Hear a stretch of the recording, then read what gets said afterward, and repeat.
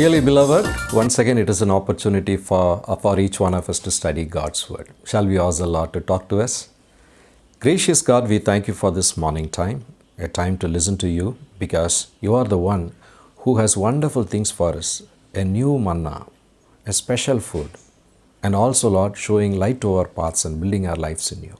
So may you minister to us as we study your Word. In Jesus' precious name we pray. Amen.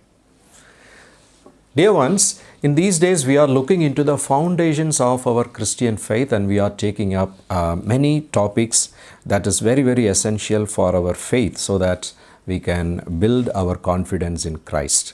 And today we are going to take up one more important subject.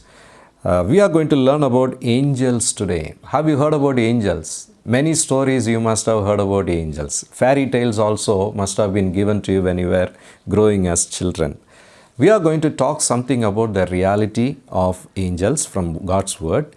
And the title for my sermon is Your Angel and You. Your Angel and You. Yes, you have angel given for you. Do you know about it? Angels are spirit beings created by God. Just like human beings are created, God has created angels and they are in true existence. They are very powerful. They also involved in the life of the world among the human beings, and we are also enjoying this service. Even God at times has taken the form of angels and has been involved in the lives of the people also. So today we must understand that we can enjoy the service of the angels. Are you curious to talk to angels? Because one person some time ago came and told me, when I'm lonely, I will talk to angel freely. I imagine angel is standing nearby me, my guardian angel, and talk to. So you may also ask a question, is it so? Shall I talk to angels? The answer will be yes and no. Yes, people have talked to angels because angels have talked to people as given in the scriptures. But if only the angel appear before you, otherwise you don't have to talk to. We are restricted to talk to angels if they don't appear. In the Old Testament, angels have talked to people, even they have married with human beings, but later on they have started worshipping angels. Therefore, God has put a lot of restrictions for men and angels to freely talk with one another. In Colossians chapter 2 and verse 19, do not worship angels. It's very, very clear restriction given. In Judges chapter 13 and verse 16, the angel is telling Manoah, the Israelite, please don't bring all the sacrifice that belongs to God to me, to an angel. You are not supposed to do that. God is to be worshipped. So when we want to talk about angels and learn something out of it, we also should understand how exactly this subject is going to be useful to us. So if you are asking today, in what way learning about angels is going to benefit me, two things I would like to tell you. One is, you will be able to exactly understand what angels are doing even today around you. Secondly, you will also learn one more thing. You are going to become an angel. I am going to become an angel. In Matthew chapter 22 and verse 30, Jesus talked about it. He said, for in the resurrection, they neither marry nor are given in marriage, but are as the angels of God in heaven. After our death and resurrection, we will all rise up like angels. So, we all are going to become the future angels. I don't think angels have gender difference, but we all are going to be like that. So, how can I prepare now so that in future I will be an angel as promised by the Lord? And today, the example I have taken is the story of Gideon. This is a truly happened story. And the context is, Israelites were led by Moses from Egypt, and then it was continued with Joshua, and then they entered the promised land. When they settled, they slowly started forgetting God and all their responsibilities toward God, worshipping in tabernacle. And slowly the sins started developing among themselves. So God was so disappointed, finally He left His hands temporarily from them. And when people go into suffering, they realize and come back to God. And so they start praying. And they started to pray, God is now coming down, and to rescue them and deliver, God is choosing one person called Gideon. Gideon was in a hideout. Why? Because the Midianites who were living as their neighbors have started capturing, and they have kept the Israelites people under their control. Anytime they will come, they will attack them, they will plunder their wealth and loot all the things that they have, even their food crops, and then go away. So all the people were in the hideouts. Nobody was coming out. It was a lockdown, just like our lockdown. And on that particular day, Gideon slowly peeps out his face and looks for some enemy to stand. When nobody was there, he is coming out, and then he is spreading his corn, and he is trying to get some food, dry the crops, and then try to get some crops ready for his food. It was at that time the angel of the Lord is visiting him and then entering into a conversation. So for the question I asked, what angels do? First thing I'm going to say is they support God's children. They support God's children. The angel visited Gideon to support God's children. When angel came down, Gideon, number one, could see with his naked eyes the angel. At the same time, he could hear with his naked ears angel talking to him, and he was also able to talk back. How nice. You may wonder how the angel knew Gideon's language, which is a Hebrew language. Angel can talk to anybody in any language in the world. That's a wonderful thing. They say more than 5,000 languages are there in the world today, but angels can talk to anybody in any language. But their language is a telepathic language. They communicate through minds. Some people say when you pray, you should talk in angels' language and all that. Angels' language is actually telepathic, but they can talk to you and to me in any language when they appear to us. And in this context, you also must know that angels, they don't operate by themselves, but they were sent by God and talk God's words. And they fulfill God's assignment given to them, only to God's children. Here in this context, the angel is coming and talking the words of faith and encouraging him and also removing the fear. Gideon and his people believed if they happen to see an angel or a divine person, they will die. But later the angel says, no, you are not going to die. Do not fear. And the angel is sent to wake him up and then give him some strength, because he was a very, very lonely person. He was a scared person. He was secluded from the community because he was so timid and scared. But God is going to do something very impossible. If a man comes and talks to him, he is not going to believe. Whenever God sends a word to somebody that is impossible with man, at that time God chooses to send angel. Then they will believe. From where angel come, who they are, what Bible talks about. Few references are there in Bible that may help us. In Isaiah 63:9, they live in God's presence. So heaven is the abode of angels. John 1:51, angels travel from heaven to earth. Hebrews 12:22, there are thousands and 10,000s of angels, millions of angels God has created. They are eternal. They don't die. They are spirit beings. Matthew chapter 18 verse 10, everybody born on earth has been given an angel, particularly the children. They take a report from earth and then they talk to God and give the report. And also angels have access to dreams. When Jacob was sleeping in a place called Bethel, we read about that in the book of Genesis. He had the dream. In the ladder, angels were descending and ascending, God standing there and promising him. In heaven, they have a ministry. The seraphims are guarding God's holy presence and always covering themselves with wings and calling out, holy, holy, holy, maintaining the sanctity of heaven. And cherubims, they are guarding angels in heaven. They guard the gate. Even they did the same thing in the Garden of Eden. And also God created one very chief angel called Lucifer. Very beautiful and very intelligent, very powerful. But at one point he lifted himself up and had pride against God, and then he wanted to become equal to God. That was the time he was pushed down. He became fallen angel, and then he also took host of angels with him, who are all now called as demons. They are covering the skies of the earth, and they have assigned a place for themselves everywhere, and then they try to distract people and trouble them. That is the reason God has even created angels to protect us. They serve as police, as cops. And then angels have different orders called choirs. There are also archangels called Gabriel, Michael, and Raphael. We read about them as to how they minister to us. They can anytime take the form of a human being. Amazing, isn't it? With our human understanding and intelligence, we cannot understand this.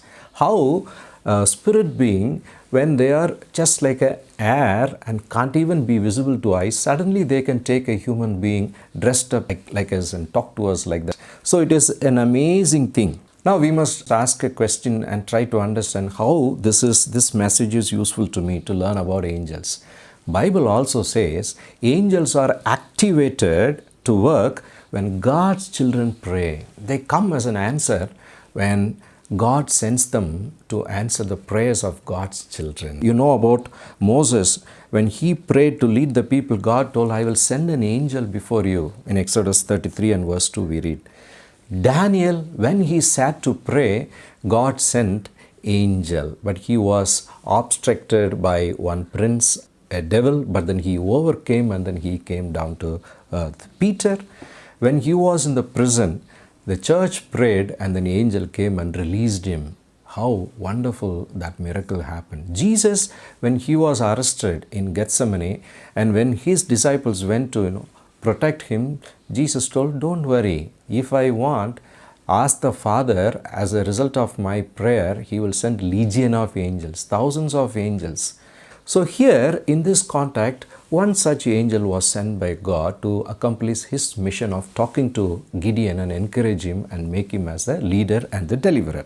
And he is coming and removing his fear. When he was so fearful, the angel is coming and saying in verse 12, angel of the Lord appeared to him and said to him, the Lord is with you, you mighty man of valor. Then finally he removes his fear. Dear friends, how many of you know for God's children the ministry of the angel is provided? Are you having a fear of devil? When I was a small boy, I used to fear always ghosts, because my grandmother used to say when they were living in a secluded place, when she starts cooking in the night, ghost will come and show hand, she will pour some oil in the hand and all that. So I used to get very scared. But when I got to know about the presence and the ministry of angels, that removed my fear. Every time when I fear, before I go to bed, I pray, Lord, you are there with me as an invisible reality. Lord, help me today to recline on you and sleep without fear. I know you have given your angels to protect me. Dear friends, if there is a thief, if there is an evil spirit, please understand there is also a cop. God has given angels to protect you. Believe in it and be God's children. You know, in Psalm chapter 34 we read, verse 7, the angel of the Lord encampeth round about them that fear him and delivers them. The angel of the Lord comes and surrounds us to remove our fear, to deliver us. In Psalm chapter 91 verse 11, for he shall give his angels charge over thee, to keep thee in all thy ways. Angels are given charge to take care of us. So dear friends, always believe in God's word and the protection of the angels. Now one more question. We are going to be a future angel. If so, what we should do? There is a clue. In Psalm chapter 103 and verse 20 it says, bless the Lord, you his angels that excel in strength, that do his commandments, hearkening unto the voice of his word. Angels always listen to the voice of God and his commandments, then they obey. So if you constantly start obeying God's word precisely, exactly, that is a way to prepare yourself and myself to be a future angel. Are you prepared?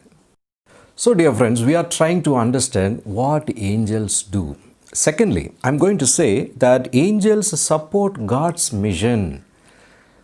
You know, God has set his kingdom on earth and he has also involved people in building his kingdom. And if you are a person who is serious about it, involving in building God's kingdom and involved in his mission, let me tell you, the ministry of the angel and the support of the angels will be realized in your ministry also.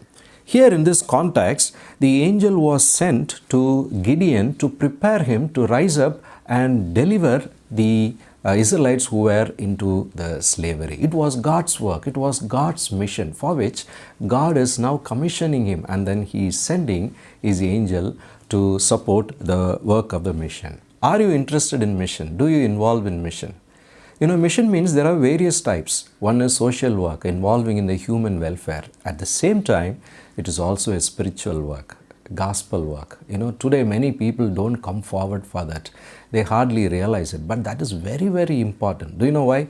Because the work of the gospel is not given to angels, it is given to you and to me, and then angels are envying about it. Angels are envying about it. And there is a verse like this in 1 Peter chapter 1 and verse 12. Which are now reported unto you by them that have preached the gospel unto you with the Holy Ghost sent down from heaven, which things the angels desire to look into. Angels want to share the gospel and look into its matters, how people are receiving it, how people are getting convinced about it. If only they are given a chance, how beautifully they will come and do it, because every day they look at the face of God. So they can come and very boldly and testify to the people, but they are not given the opportunity. There was an exception when angel Gabriel announced the birth message to Bethlehem shepherds. There was a group of angels came and sang so happily about the birth of the Savior. How happy and excited they were. They did not know the difference between shepherds or kings or other people. For them, everybody is worthy to receive the message of God. And they were so happy. We are here to express such happiness and do involve in the mission work of the Lord, to realize even the ministry of the angels. In the example of Elijah, when Syrians came to arrest him, and his servant, when he was so scared, he prayed, Lord, open Gehazi's eyes. And when his eyes were open, he could see a host of fiery horses standing in protection. And finally, they blinded the enemy's eyes, and later on that was released, and then they went back. Angel support was given. We also have certain examples even directly from the mission fields of even our own nation. I don't know, it must be in Gujarat or elsewhere. I heard sometime long back, there was one family, missionary family, living in a very secluded place. And then in the night, there were some enemies coming in groups to attack them. But then when they went near their house, it was protected by many strong men surrounding and having swords in their hand, looking very bright. They got scared and then they ran back. Next day, in guise, when they come and talk to the missionary family, who is there with you? So many people are surrounding your house. Yesterday we came and saw them. They were not knowing anything about it. So the person went back in confusion. Later on, when they reported this in their prayer and praise points to their head office, that was the time they realized, they told them that so many people were praying for them, that many angels were protecting them. So angels come into your aid to support when you are in mission. So here angel is sent to Gideon in the context of mission only. But I have one question here. Angel is coming here and doing some discussion and clarifying things and then commissioning him. But why they chose Gideon? Gideon was very scared person. Of course, it was a lockdown and then he was living lonely, not in connection with anyone. But in Israelites, there could be many other people who were strong, who were also able to lead the people and speak. It's why angel did not choose them. God did not choose them. There must be a reason. You know what is the reason? There were other people who had faded away in their faith, and then they had also been corrupted religiously. Now what is happening? After angel having come and talked to Gideon and commissioning him, he is starting his mission work. As a first work, he is going to a certain place and clearing and removing all the idols that belong to god Baal. And he is doing that in the night time. In verse 27 of chapter 6 we read, Gideon took 10 men from among his servants and did as the Lord had said to him. But because he feared his father's household and the men of the city too much to do it by day, he did it by night. His own people, his own Israelites, he is getting scared of he is doing in the night. Why? They were strong people, but they had gone away from the Lord. Now, when the whole country is suffering and people are praying, and God, even before sending angel, he sent the local prophet appointed for them, God's servant appointed for them to exactly tell them what was the matter. They had gone away from the Lord, they have disobeyed his words. That was the message given. So now when the angel commissioned, Gideon wants to go and set everything right. First thing is removing the idols of Baal. And you know what? When he removed that, he was doing that in the night because of the fear of the people. And exactly what he feared came about. The next day, when the idols were removed, those people came in front of his house and then they started shouting. And his father is coming and asking, why you are pleading for Baal? You are so sympathizing about Baal. They were sympathizing about Baal. They had forgotten God, neglected to believe in him, to do his works, to gather in this tabernacle. But then now they have formed their own religion. They had a small circle of people who have some religious activities, not what God had taught them, but one of Baal. And now they are sympathizing for their own God. And then they are putting the blame upon Gideon. Bring him, we want to kill. Dear friends, this is the reason God could not use all the people who are religiously corrupted. But here is Gideon, he was very lonely, but he was very faithful to the Lord. He was waiting for God to come and rescue him. That was the reason angel was sent to him. When angel was sent to him, one more thing he is doing. Gideon was sitting and talking many things and clarifying all his doubts one to one. And angel is clarifying everything. If you are willing to do that, putting your faith in the Lord, if you want to clarify, I am willing to do that. But don't go away from the Lord and follow your own ends and make your own arrangements apart from God. That was the message we see here. That was the reason Gideon was chosen by the Lord. Dear friends, are you waiting upon the Lord? Are you asking, bringing your troubles to God? And are you a person who is interested in knowing one-to-one with the Lord? The Lord is ready to answer. All the difficult questions and all the critical question he is posing upon the angel.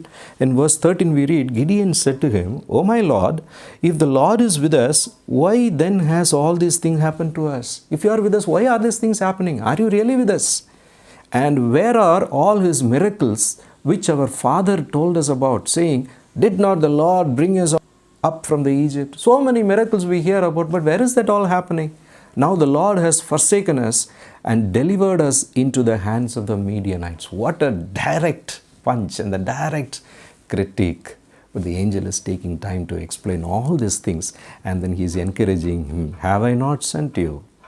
Surely I will be with you. You shall defeat the Midianites as one man.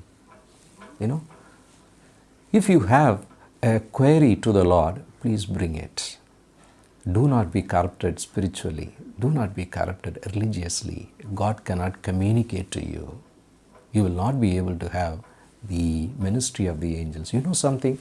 We want to become future angels. Bible says, you will even judge the angels after the second coming of the Lord in future. We will not only become angels, but also judge them. At that time, how your judgment will be? Will it be according to the standards of God? 1 Corinthians chapter 6 and verse 3. Know ye not that we shall judge angels, how much more things that pertain to this life? 1 Timothy 5:21. I charge thee before God and the Lord Jesus Christ and the elect angels, that thou observe these things without preferring one before another, doing nothing by partiality. You should not do anything by partiality. You should consider everything equal, giving preference over one person, one thing, and putting down another. You shall not do it. If we do that, then we will not be the right judges. And how God will use us in the future? We need to practice from now onwards. Do you know why? If you do that, even how God can use you. In Psalm 104 and verse 4 we read, who makes his angels spirits, his ministers a flaming fire. When we do God's work, God will use us as fire. So dear friends, judge well, be in the mission of the Lord, do it before God, do not derail, do not be corrupted even religiously, wait upon the Lord, have one-to-one talk with God. You will receive the ministry of the angels and you will become one. Let's move on. What angels do? Thirdly, they support God's wars. They involve in God's wars. What is God's war? Have you ever involved in God's war? Now we will try to understand this through angels themselves. Now, angels were always involving in God's war. Whatever God told to do, they do. Even in Egypt, you see, when the God's wrath came down, they had to work against the powers of Egyptians. And finally, the Egyptian army was overthrown into the Red Sea, isn't it? Even when Israelites were going through wilderness, there were enemies coming in war against them, and they had to work with them and give them the victory. You remember when they approached and reached the promised land, the gateway, Jericho, has to be won in a miraculous way. People come in rounds. Then finally, on the day when they were preparing for war, the angel appeared before Joshua with a sword in the hand. Why? Just to say, even our team is ready. We will join you, and then today we are going to do great things. So they were involved in God's war along with God's children. And during the king's time, there were many victories for Israelites through their kings when angels also supported them, and God was also in the war. When you come to the book of Revelation, there are some wars that are done by angels in future mentioned about there. Yes, after the Lord comes and the church is taken, the angels will come down, and then they will wage a very big war against Satan, Lucifer, and all the powers of the sky. And then there will be a big war under the leadership of Michael. And everyone will be pushed down, and all the angels finally will be defeated and bound and put in bottomless pits. And also, after that, there will be another spiritual war happening. Angels will be doing the harvesting work, that is separating people of godly and ungodly, that is separating the weeds and the crops. So this is the work of the angels that is very clearly mentioned here also. Yes, today sometimes God wants to clear all the weeds from His own church also. Sometimes God had to use angels even to bring some kind of a wrath and discipline upon His own children. In the case of Moses, when people stood against him, there was a wrath of the Lord coming in. And you know about Balaam's donkey that spoke? Yes. Why? Because he was going against God's children, and God had to warn. And also in the case of David, when he made a mistake, the angels had to come and then execute the wrath of God. So in God's wars, angels are involved. But in this case of Gideon, what is happening is there is going to be a war, God's war. And Gideon is going to be used. For that, what the angel is doing here is two things he is doing. One is equipping Gideon. Secondly, executing with the leadership of Gideon. He is first of all equipping him. He must now get the confidence and the strength. And he had wonderful opportunity of seeing some miracles right in front of his eyes. Who? Gideon. Why? Because the angel is equipping him. The first miracle was when the angel finished speaking to him, Gideon is offering some food. Will the angel eat food? No. How will they get energy? Isn't it a wonderful thing to know where angels are getting energy for themselves? We need to eat food for our system, metabolic system, to have energy. If we don't eat, it will not happen. Where angels are getting energy? They are spirit beings. But where they are getting energy from? What is their system made up of? It's a wonderful question, isn't it? Anyway, now Gideon, when he says, please have food, then the angel says, you go and bring. Why?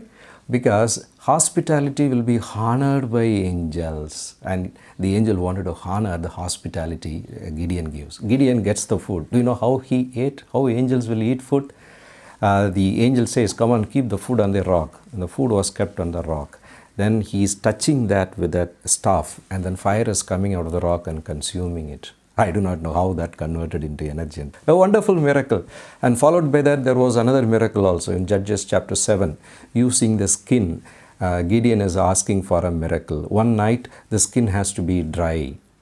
And the next night, the skin has to be wet. All others are dry. That is exactly happening. Equipping him for doing God's work. And secondly, executing God's war. Now what is happening? Gideon is now ready, and so he is preparing for war, and now he is going to collect his soldiers, going around the country and calling people. 32,000 people came, but all were in fear. So God told, no, I am not going to use 32,000. Let us screen it. Oh my God, there are thousands of enemies, and God says, no need of 32,000. What is this? Yes. two types of screening happened. First, it was announced all those who are scared to go and be involved in the war, go home. 22,000 people straight away went home. I thought Gideon would go home first because he was the most scared person. He stayed. 22,000 left. Now only 10,000 people are there. God told, even this is big number. My God, is this big number? Yes. Now we will separate. They are very thirsty. Ask them to drink water. I will show you. So there was a lake. Gideon told thirsty people, come on, go and have water. Everybody goes. And some people, they fell in the water, and just like the dogs and the animals, they started licking the water and lapping that. And other people were gentle, kneeling down, taking the water in their hand and drinking. So Gideon thought all the people with gentle behavior will be chosen by God. God told, no, I don't want them. All those who are falling down and licking like animals, I'm going to choose them. Lord, what is your plan? Yes. Finally, only 300 men were chosen. Only 300. You know what? With that 300 people, only the war was won. That was also very interesting. That night of war, when the enemies were there in a valley, in a camp, the Lord is asking Gideon to go with his servant. He is going down behind their camp and then listening to a story of two people talking that they are already bewildered and they are in the fear. Gideon comes to know about this, getting courage, and then he is bringing all his soldiers down. And he told, now instead of taking sword, we will do something else. What is that? You know, Gideon gave each one of them a pitcher or a pot, a mud pot, and he put one light torch inside it. And on the other hand, there was a trumpet taken. And he told, go in 3 groups and surround them in the dark, and whatever I do, the same thing you will do. That was a command. Everybody said yes. After they reached their position, what Gideon did? He broke the pot, lit the torch, and blew the trumpet. Everybody is doing that. You know what happened? It sounded as if a very big army has come upon the enemies. The Lord made them get into confusion, and all of them started fighting against each other in the night darkness.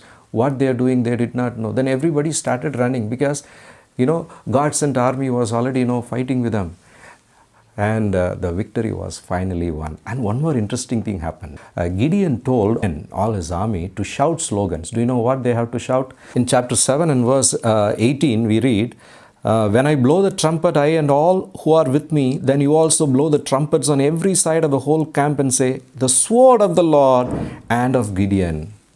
You know what he said? Sword of the Lord and of Gideon. It is not sword of Gideon, sword of the Lord and Gideon. He was giving all the glory to God because God very clearly told them, this war is for my glory. It is my war. In chapter 7 and verse 2, God says, the people who are with you are too many for me to give the Midianites into their hands, lest Israel claim glory for itself against me, saying, my own hand has saved me. So God does not want Israel to claim a glory for themselves. Why? Because they have a habit and they have a tendency to do that. God will give the victory, but they will forget God and say, my hand got this victory. So that is the reason I am choosing all the weakest people. But Gideon understood very clearly, this is not my glory. This is not my war. I have to give glory to God.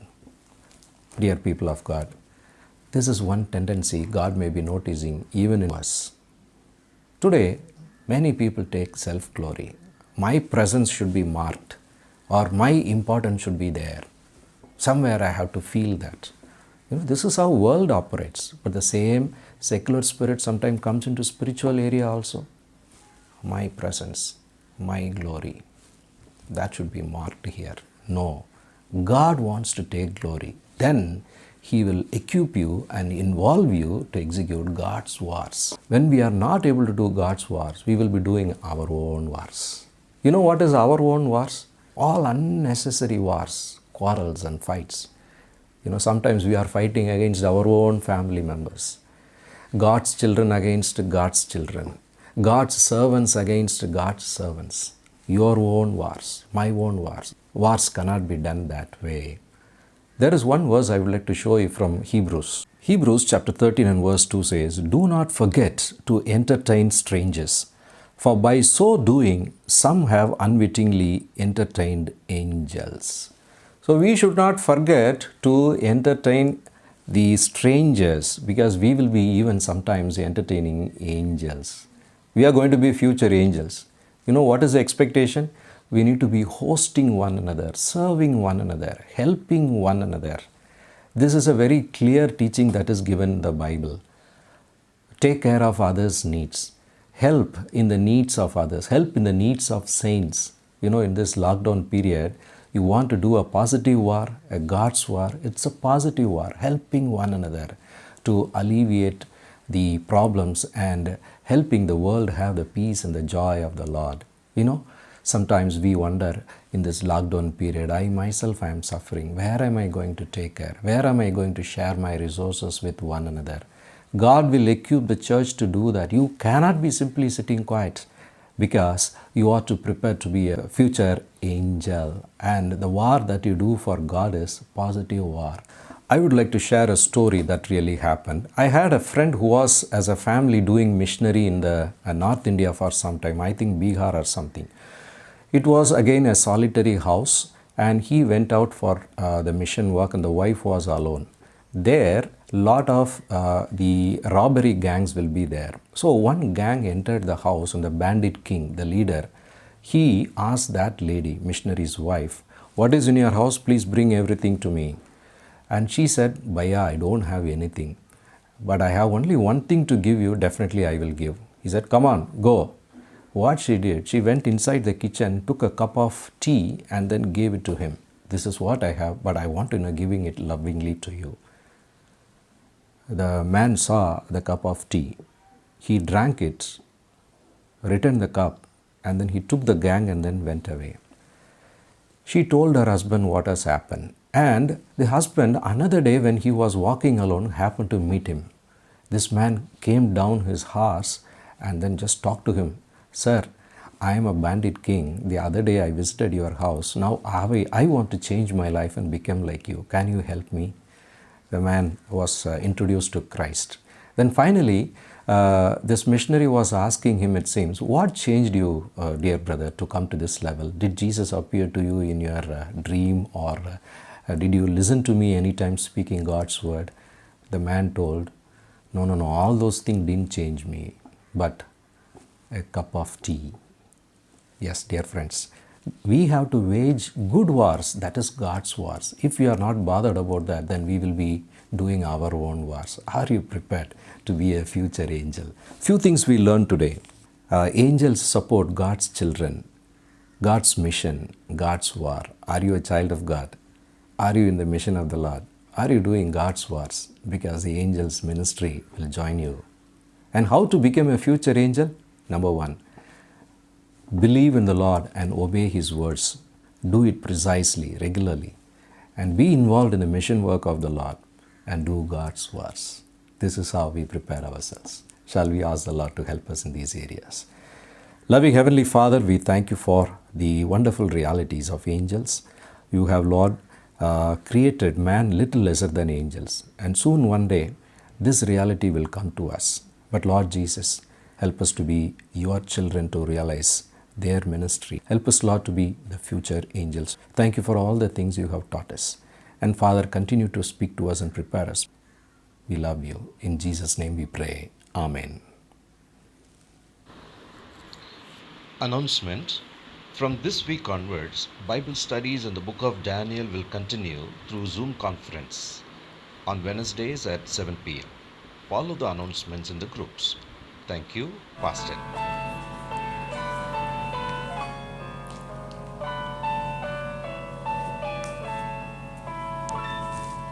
Be not dismayed, whatever betide, God will take care of you. Beneath His wings of love abide, God will take care of you.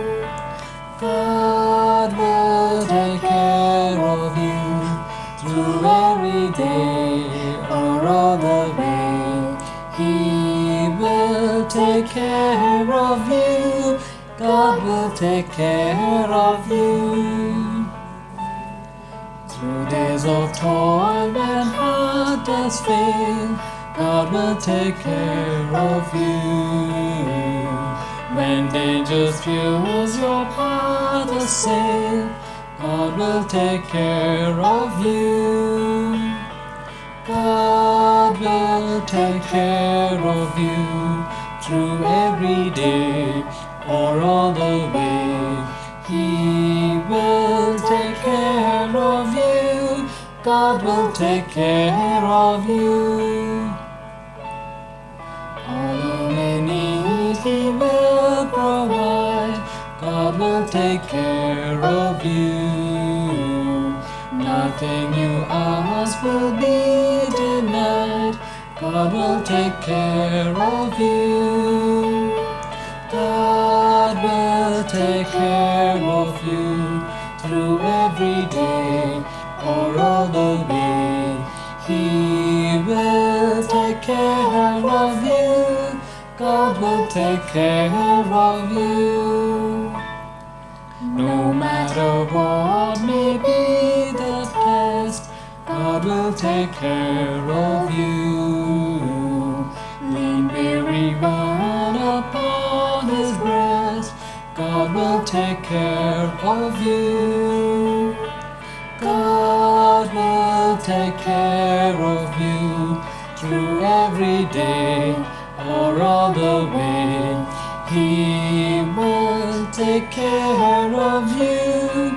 God will take care of you. Receive the benediction. The blessings of God Almighty, the Father, Son, and the Holy Spirit rest and abide with each one of us for now and forevermore. Amen.